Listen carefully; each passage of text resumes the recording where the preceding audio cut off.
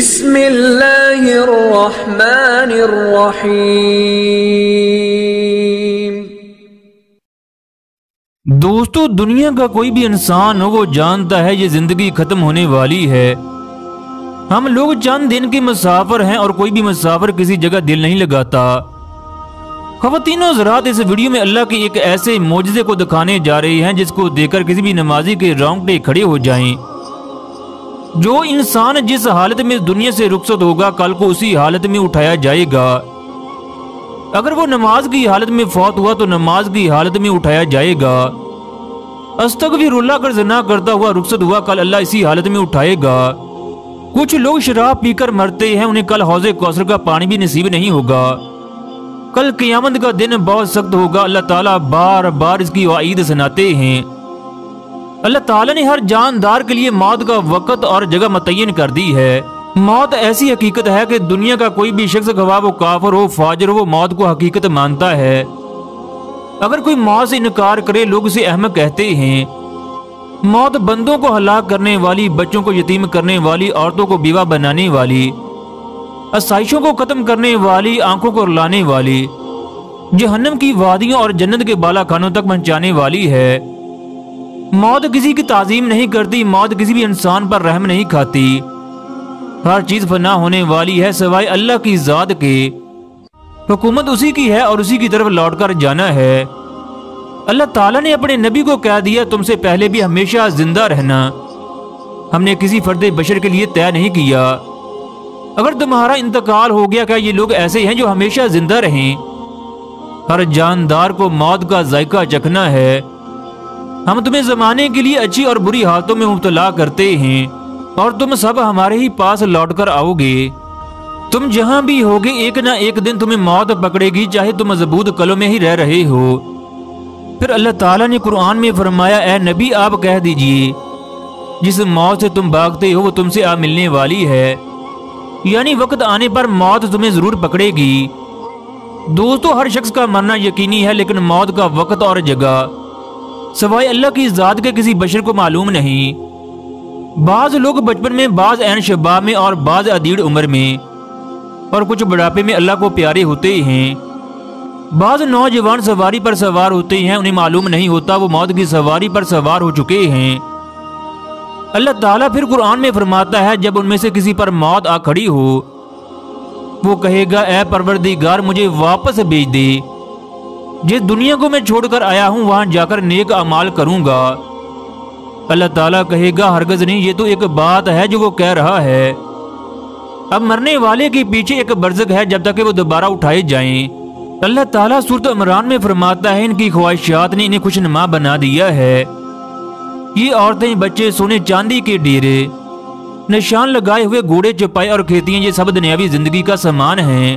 اللہ تعالیٰ اپنے بندوں سے کہتا ہے اے میرے بندو جنہوں نے اپنی جانوں پر ظلم کیا، زیادتی کی یعنی گناہ کر رکھے ہیں، وہ اللہ کی رحمت سے مایوس مت ہوں۔ یقین جانو اللہ سارے کے سارے گناہ معاف کر دیتا ہے، یقیناً وہ بخشنے والا اور مہربان ہے۔ حضور اکرم صلی اللہ علیہ وسلم نے فرمایا اگر تم چاہتی ہو کہ موت تمہیں ہمیشہ یاد رہے تو قبروں کی زیارت کیا کرو، مردوں کو غسل دیا کرو، اگر موقع میسر ہو تو انتقال کرنے والے شخص کے آخری لمحات دیکھنا، جنازے میں شرکت کرنا، بیماروں اور بوڑھوں سے ملاقات کرنا، پہلی امتوں کے واقعات پڑھنا تاکہ تمہیں موت یاد رہے۔ دوستو، KPK میں ایک ایسا واقعہ پیش آیا جب 5 وقت کے نمازی نے اسرائیل کو دیکھا تو اس کی کیا حالت ہوئی، اس پر موت کی کس قدر سختی تھی۔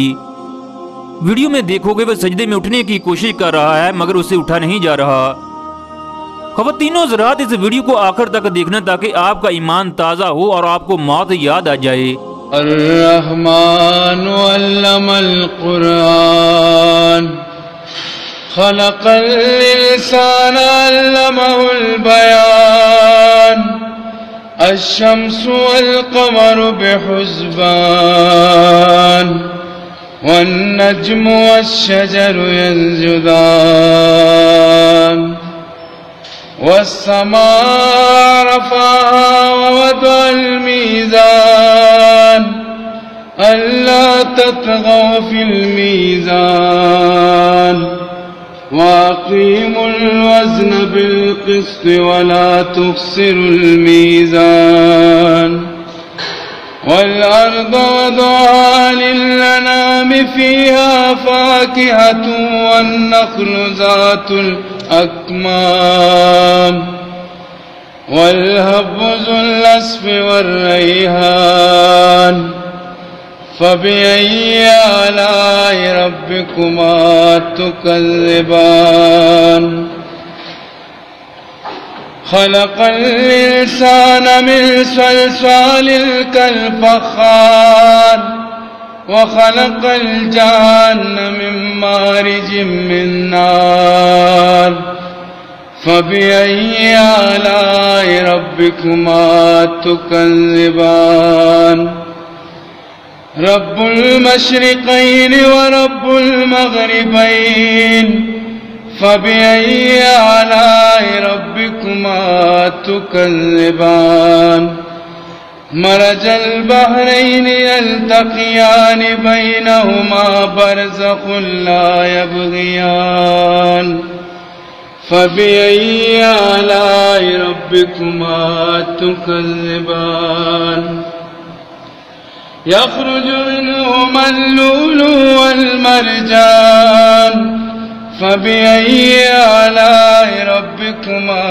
تكذبان وله الجوار المنشآت في البحر كالأعلام فبأي آلاء ربكما تكذبان كل من عليها فان ويبقى وجه ربك ذو الجلال والإكرام فبأي آلاء ربكما تكذبان صدق اللہ مولانا العظیم۔